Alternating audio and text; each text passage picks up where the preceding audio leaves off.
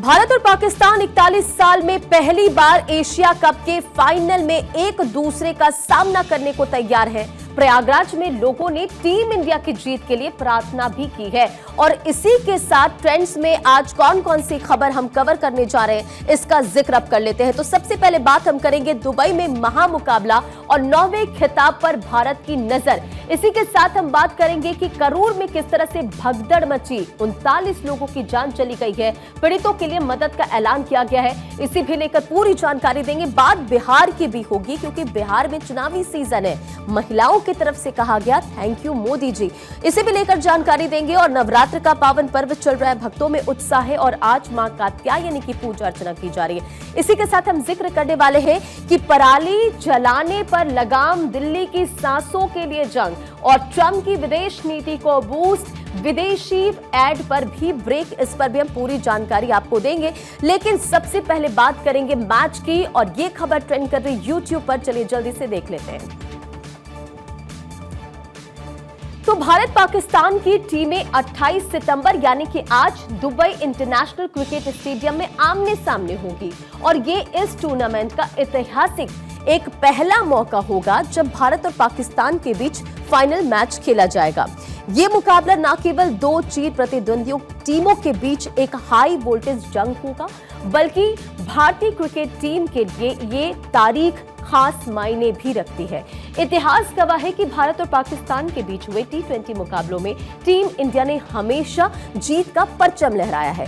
Dubai international cricket stadium में इस high voltage match को लेकर दोनों देशों के क्रिकेट प्रेमियों में जबरदस्त उत्साह है। ये मुकाबला सिर्फ एक खेल नहीं बल्कि एक बड़ी प्रतिष्ठा की लड़ाई है, जिसे देखने के लिए दुनिया भर के क्रिकेट प्रशंसक अपनी टीम की जीत के लिए दुआ भी कर रहे हैं। प्रयागराज की जिक्र हमने किया था क्योंकि प्रयागराज में बाकायदा इसे लेकर पूजा अर्चना भी की जा रही है और अलग अलग जगहों पर कुछ ऐसी तस्वीर भी आई है। स्टेडियम का माहौल पूरी तरह से इलेक्ट्रिक है, जहां दर्शक अपनी अपनी टीमों का हौसला बढ़ाएंगे और एक यादगार फाइनल की उम्मीद कर रहे हैं।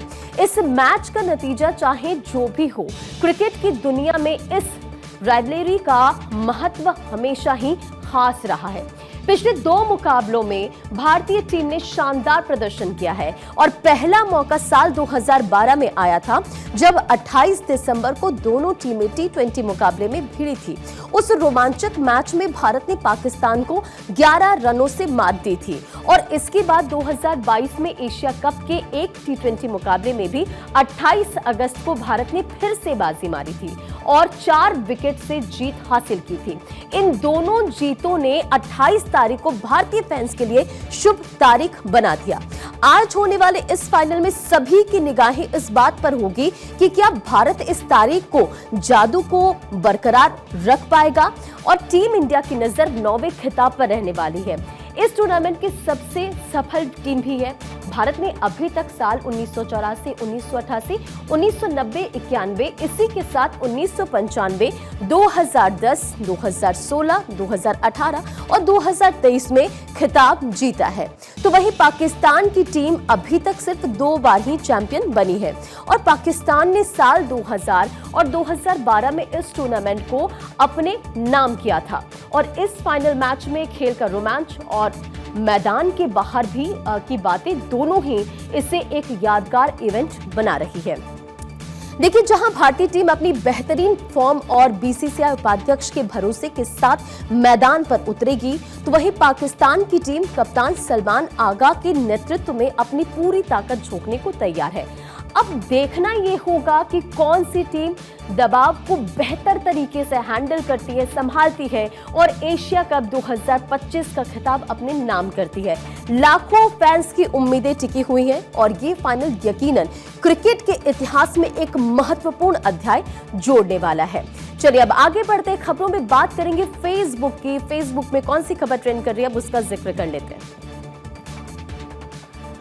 और देखिए, बात करेंगे दुखद हादसे की जिसकी तस्वीर आपने देखी। कई सवाल खड़े हो रहे, यानी कि तमिलनाडु के करूर हादसे की। देखिए, इसके बाद केंद्र सरकार और तमिल अभिनेता विजय ने पीड़ितों के लिए मदद का ऐलान किया। प्रधानमंत्री कार्यालय यानी कि पीएमओ ने मृतकों के परिजनों को 2-2 लाख रुपए और घायलों को 50,000 रुपए की आर्थिक मदद देने की घोषणा की। वहीं अभिनेता विजय ने मृतकों के परिवार को 20-20 लाख रुपए और घायलों को 2-2 लाख रुपए सहायता देने का वादा किया है। ये तमाम तस्वीरें उस दौरान की है जब भगदड़ मच जाती है, लोग वहां पर परेशान नजर आते, अपनों को ढूंढते नजर आते। इससे पहले तमिलनाडु के करूर में शनिवार को चुनावी रैली में भगदड़ को लेकर प्रधानमंत्री नरेंद्र मोदी ने दुख व्यक्त किया। पीएम नरेंद्र मोदी ने कहा कि तमिलनाडु के करूर में एक राजनीतिक रैली के दौरान दुर्भाग्यपूर्ण घटना बेहद दुखद है। राज्य के सीएम एमके स्टालिन ने कहा कि तमिलनाडु का सिर नहीं झुकने दूंगा। करूर से आ रही खबर चिंताजनक है। मैंने पूर्व मंत्री वी सेंथिल बालाजी और जिला कलेक्ट्रेट से संपर्क किया ताकि भीड़ के कारण बेहोश हुए और अस्पताल में भर्ती हुए नागरिकों का तुरंत इलाज किया जा सके।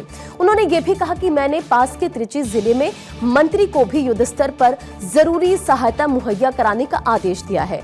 अभिनेता और टीवी के प्रमुख विजय की एक रैली के दौरान भीषण भगदड़ मच गई, जिसके कारण एक बड़ा और दुखद हादसा हो गया।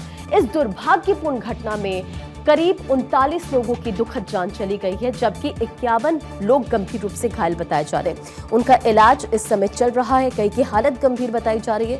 और देखिए, ये घटना दर्शाती है कि सार्वजनिक आयोजनों, खासकर जब कोई बड़ा नाम इसमें शामिल हो, तो भीड़ को नियंत्रित और सुरक्षा व्यवस्था को बनाए रखने में कितनी बड़ी चूक हुई है, इस खबर से आप अंदाजा लगा सकते हैं। इतनी बड़ी संख्या में लोगों का हताहत होना पूरे राज्य और उनके प्रशंसकों के लिए एक सदमे वाली खबर है। ये भगदड़ संभवतः भारी भीड़ के अचानक बेकाबू हो जाने या फिर सुरक्षा में व्यवस्था में कमी के कारण हुई होगी। अक्सर जब कोई बड़ा सितारा या राजनीतिक व्यक्ति सार्वजनिक रूप से आता है तो प्रशंसकों का उत्साह नियंत्रण से बाहर हो जाता है और यही स्थिति कई बार जानलेवा साबित होती है और हमने कई बार ऐसी घटनाएं देखी है। इस घटना ने एक बार फिर बड़े आयोजनों के लिए सुरक्षा मानकों और भीड़ प्रबंधन की प्रभावशीलता पर गंभीर सवाल खड़े कर दिए हैं। प्रशासन और आयोजकों की ये प्राथमिक जिम्मेदारी होती है कि वे उपस्थित वहां पर सभी लोगों की सुरक्षा सुनिश्चित करें।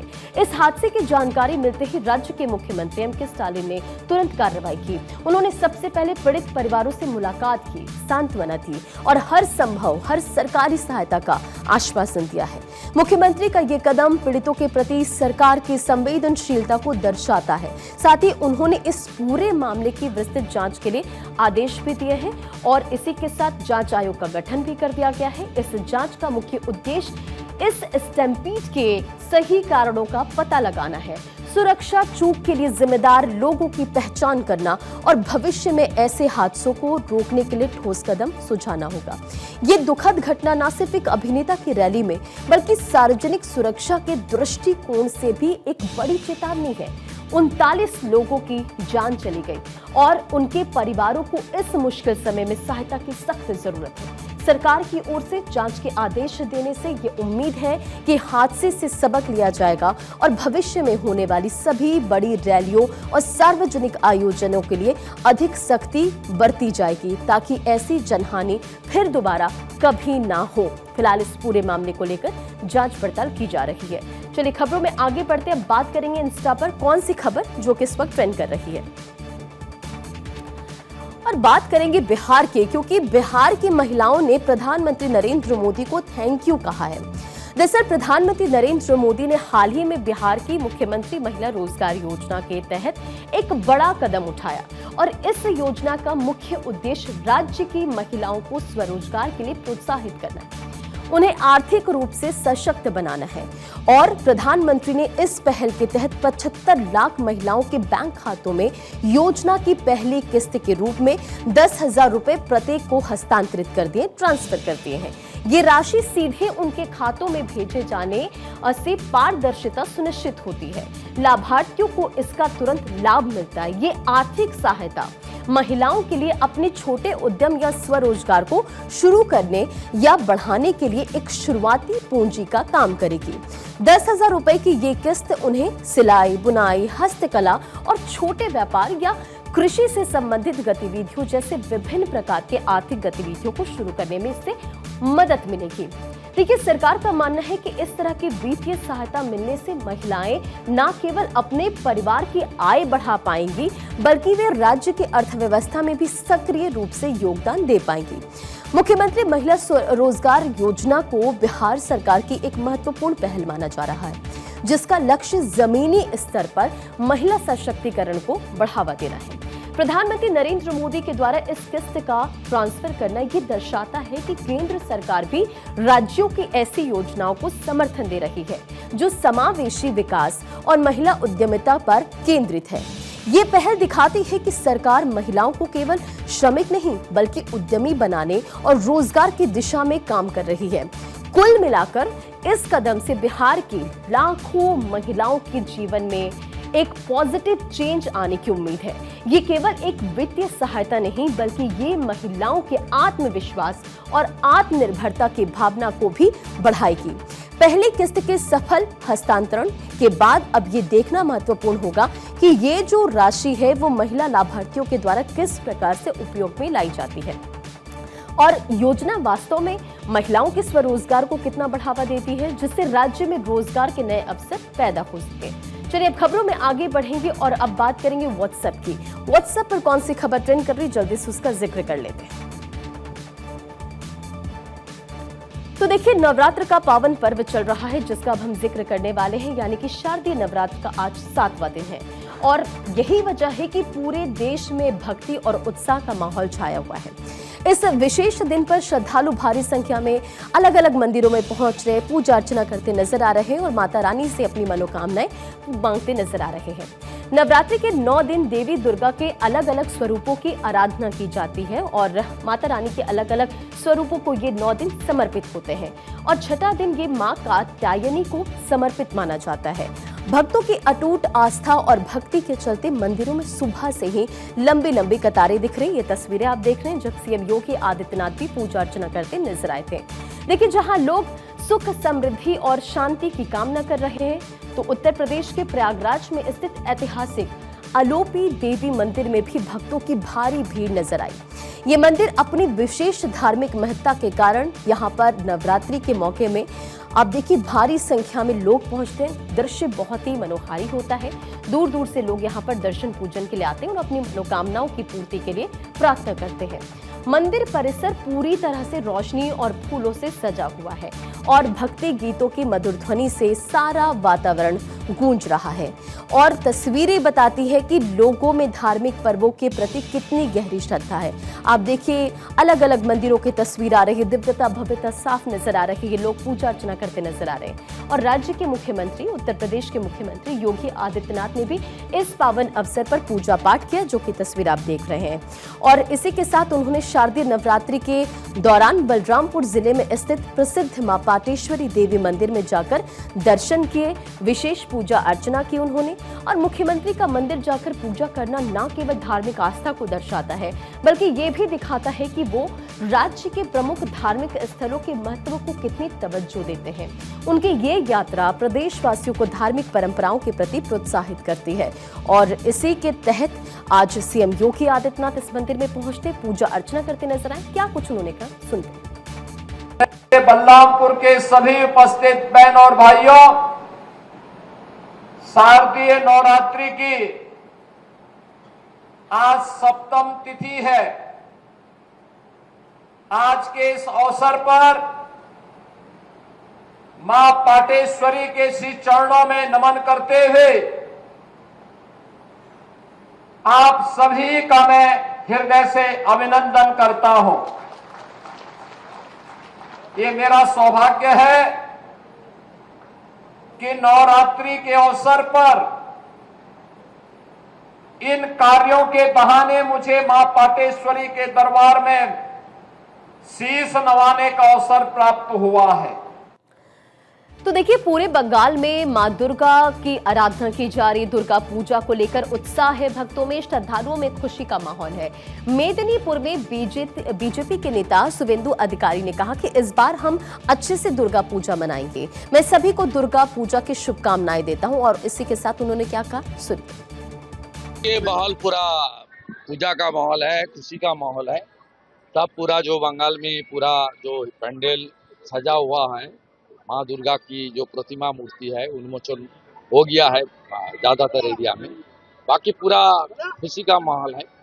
इस बार पूजा अच्छे से मनाना पड़ेगा। सबको मैं पूजा की शुभकामना ज्ञापन करता हूँ।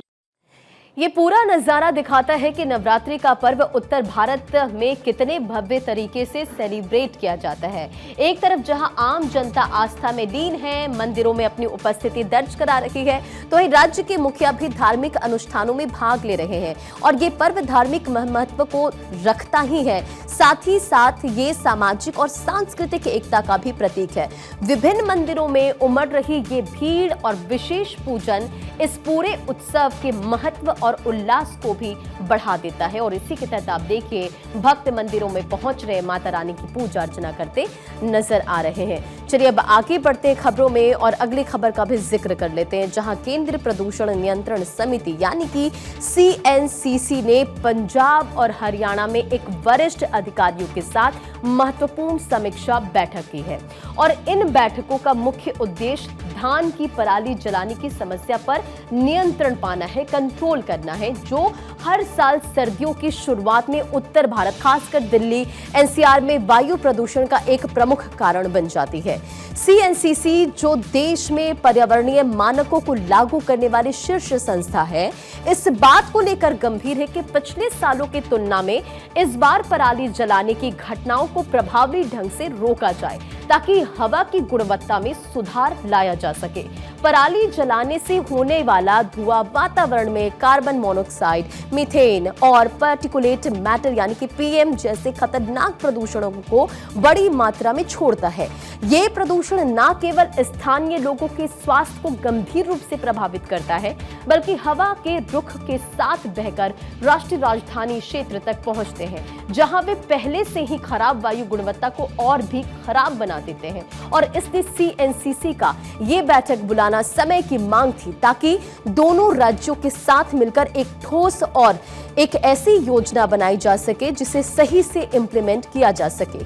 समीक्षा बैठकों के दौरान पंजाब और हरियाणा के अधिकारियों को निर्देश दिए गए ताकि वे पराली प्रबंधन के लिए बनाई गई योजनाओं पर तेजी से काम कर सके और इसमें किसानों को पराली जलाने के बजाय उसे मिट्टी में मिलाने या उद्योगों के लिए चारा या बायोमास ईंधन के रूप में उपयोग करने के लिए प्रोत्साहित करना शामिल है। देखिए, इसके लिए किसानों को आवश्यक मशीनरी जैसे हैप्पी सीडर और सुपर स्ट्रॉ मैनेजमेंट सिस्टम उपलब्ध कराने और उन्हें जागरूक करने पर जोर दिया जाएगा। प्रभावी निगरानी सुनिश्चित करने के लिए सैटेलाइट आधारित प्रौद्योगिकियों का उपयोग करने की रणनीति भी बनाई जाएगी और CNCC की इन बैठकों में ये साफ होता है कि वायु प्रदूषण को कम करने के लिए केंद्र और राज्य सरकारें मिलकर काम करने के लिए पूरी तरह से प्रतिबद्ध हैं। देखिए, धान की कटाई का मौसम नजदीक आने वाला है और ऐसे में इन राज्यों को जल्द से जल्द जमीनी स्तर पर इन योजनाओं को लागू करना होगा। अगर पंजाब और हरियाणा पराली जलाने की घटनाओं को उल्लेखनीय रूप से कम करने में सफल होती है तो इससे न सिर्फ स्थानीय पर्यावरण को लाभ होगा बल्कि दिल्ली और आसपास के क्षेत्रों के निवासियों को भी हर साल होने वाले गंभीर वायु प्रदूषण से काफी हद तक राहत मिल सकेगी। चलिए अब खबरों में आगे बढ़ते हैं और अगली खबर का जिक्र करते हैं जो कि इस वक्त ट्रुथ पर ट्रेंड कर रही है। और देखिए, अमेरिकी सुप्रीम कोर्ट ने एक महत्वपूर्ण निर्णय सुनाया है जिसमें उसने ट्रंप प्रशासन को $4 अरब से अधिक की विदेशी सहायता को रोकने की अनुमति दे दी है। ये फैसला उन देशों को दी जाने वाली वित्तीय मदद को प्रभावित करेगा जहां प्रशासन की नीतिगत चिंताएं थी। इस कदम को राष्ट्रपति की विदेश नीति की प्राथमिकताओं की जीत के रूप में देखा जा रहा है और ये एक बड़ा कानूनी और राजनीतिक घटनाक्रम है जो ये दिखाता है कि एग्जीक्यूटिव ब्रांच के पास विदेश नीति के मामलों में कितनी शक्ति है। सुप्रीम कोर्ट ने अपने आदेश में साफ तौर पर कहा है कि देश के राष्ट्रपति की विदेश नीति संबंधित प्राथमिकताएं और अन्य कानूनी या प्रशासनिक दावों पर भारी पड़ती है। कोर्ट ने ये तर्क विदेश मामलों के राष्ट्रपति की स्वायत्तता और निर्णय लेने की शक्ति को मजबूत करता है। देखिए, दरअसल ये मामला इस बात पर केंद्रित था कि प्रशासन के पास उन निधियों को रोकने का अधिकार है वो पहले से ही कांग्रेस की स्वीकृत की जा चुकी है। कोर्ट ने इस मामले में प्रशासन के पक्ष में फैसला सुनाया था और ये मानते हुए कि राष्ट्रीय हितों की रक्षा के लिए राष्ट्रपति के पास ऐसे निर्णय लेने का विशेषाधिकार होना चाहिए। ये फैसला उन सभी अंतर्राष्ट्रीय साझेदारों और संस्थाओं के लिए एक संकेत है जो अमेरिकी सहायता पर निर्भर करते हैं। 4 अरब डॉलर से अधिक की सहायता रोकना कोई छोटा मोटा कदम नहीं है। ये कई विकासशील देशों में चल रहे महत्वपूर्ण मानवीय और विकास कार्यक्रमों को प्रभावित कर सकता है। आलोचकों ने इस निर्णय पर चिंता व्यक्त की है कि उनका कहना है कि इस तरह के सहायता को अचानक रोकना अंतर्राष्ट्रीय संबंधों में अस्थिरता पैदा कर सकता है और उन देशों में अमेरिका प्रभाव को कम कर सकता है जिन्हें नीतियों की सख्त आवश्यकता है।